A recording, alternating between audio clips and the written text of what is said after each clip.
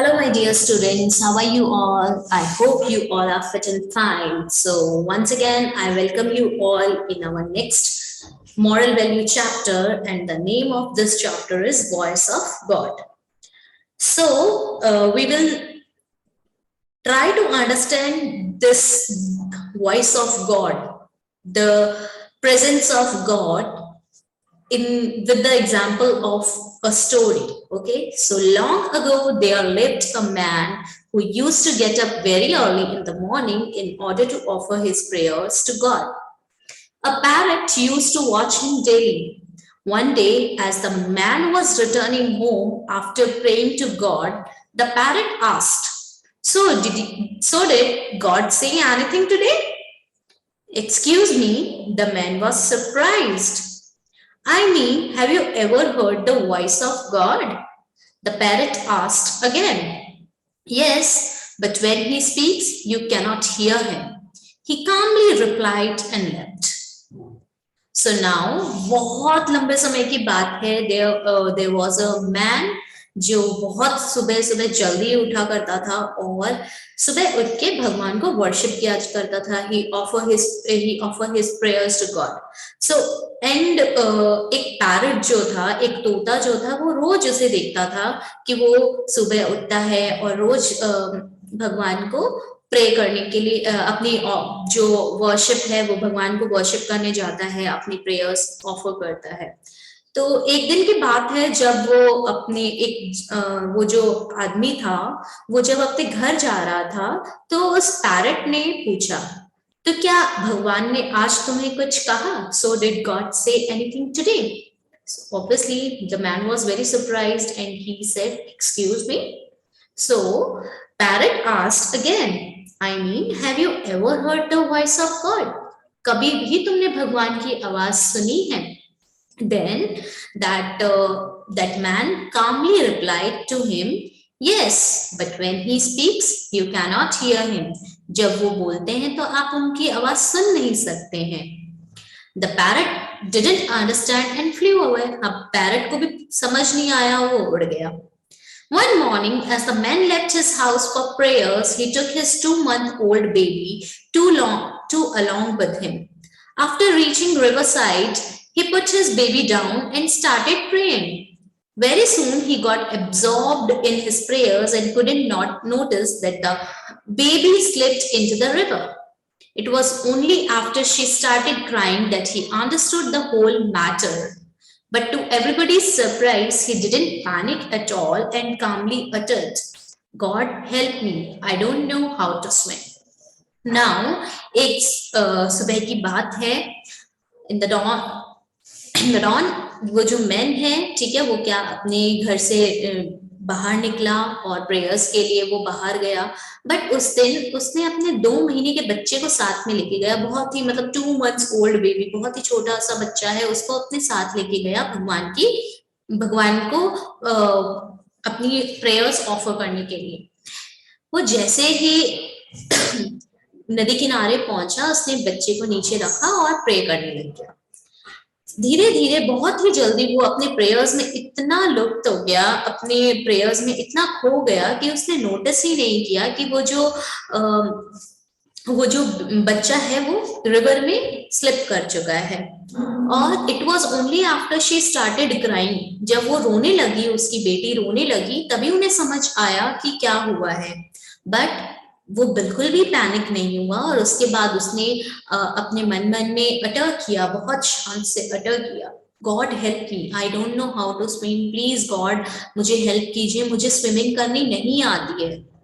Suddenly an eagle came from nowhere, held the baby through the cloth in which she was carefully wrapped, dropped her on the riverside and flew away. और एकदम से एक eagle आया, एक चील आई और पता नहीं कहाँ से आई और उसने अपने बेबी को क्या किया, उस बेबी को एक क्लोथ में लपेटा हुआ था, उस क्लोथ को उसने क्लोथ में रैप थी वो बेबी, उसको पकड़ा और रिवर साइड के पास उसे छोड़ के वो चला गया. Coincidentally, the same parrot was present this time and he was amazed to see all that happened. Seeing him in a confused state, the man smiled and said, I told you that when he speaks, you cannot hear him, for God is not heard in the form of a voice, but deeply felt within the heart, and you cannot escape that feeling until you result in performing a great deed. That eagle must have strongly heard the voice of God, and that is why this carnivorous creature saved my baby today. Now, और coincidentally क्या हुआ, उसी दिन वो same parrot जो था वो वहां पे प्रेजेंट था और ये सारी चीजें देख के वो बहुत ज्यादा शॉक हो चुका था, बहुत ज्यादा he was amazed to see all whatever the incidents happened, he was amazed to see, बहुत ज्यादा शॉक हो गया कि ये सारी चीजें कैसे हुई और बहुत ज्यादा कंफ्यूज हो गया था। तो उस मैन ने उसको देखा और बहुत कि जब कंफ्यूज स्टेट में देखा तो उसने कहा, मैंने तुम्हें कहा था ना कि गॉड बोलते नहीं है, बट और गॉड सुनाई भी नहीं देते, उनकी वॉइस हमें सुनाई नहीं देती है, बट हम उन्हें फील कर सकते हैं, हम उस फीलिंग को छोड़ नहीं सकते हैं। हम अपनी फीलिंग जो है एक अपनी ग्रेट डीड्स के अच्छे कर्म करके ही हम जो है उस फीलिंग को एक्सप्रेस कर सकते हैं। वो जो ईगल है उसने गॉड की वॉइस को जरूर सुना होगा और वो एक that eagle is carnivorous creature जो इंसानों को भी खा जाता है। उस क्रिएचर ने क्या कर दिया, उस क्रिएचर ने मेरी बेटे को, मेरी बच्ची को, मेरी बेबी को आज बचाया।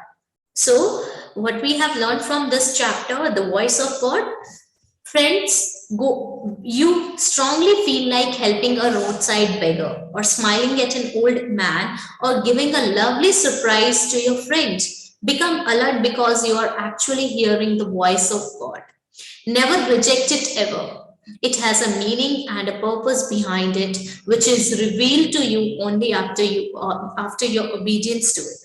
So friends, बच्चों, कभी कभी आपको बहुत अंदर से बहुत मन करता है कि हम किसी की हेल्प करें। हो सकता है आप कोई रोड साइड बेगर भिखारी की हेल्प कर रहे हो, या फिर किसी ओल्ड मैन के सामने आप स्माइल कर रहे हो, या अपने फ्रेंड को आप बहुत अच्छा सा सरप्राइज देते हो।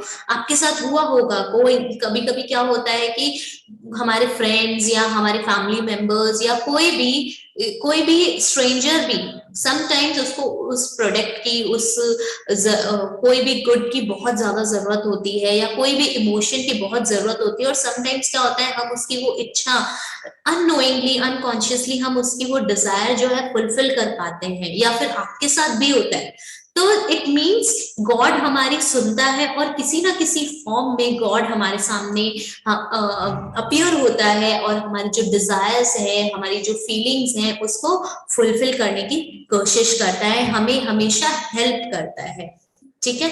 सो और हम इसका मीनिंग जो है उस टाइम पे इतनी अच्छी तरीके से समझ नहीं सकते हैं, बट जब हमारे साथ जब ये चीजें होती हैं, ये पर्पस जो क्या है कि गॉड हमारी हेल्प कैसे कर रहा है, गॉड हमारी प्रेयर्स को कैसे एक्सेप्ट कर रहा है, जब कोई इंसिडेंट्स होते हैं उसी से हमें पता चलता है कि गॉड हमेशा हमारे साथ है और हमारी वॉइस जो है, हमारा जो डिवोशन है गॉड तक पहुंच रहा है, और गॉड किसी ना किसी फॉर्म में हमेशा हमारी हेल्प करता है और हमारे साथ रहता है। So this is all about this chapter class. Go through the chapter, read the chapter very carefully, very thoroughly, and I do believe that you all understood the importance of these moral value chapters which you have in this book, and I believe you will inculcate these values in your life and become a very good human being. Thank you. Bye bye. Take care.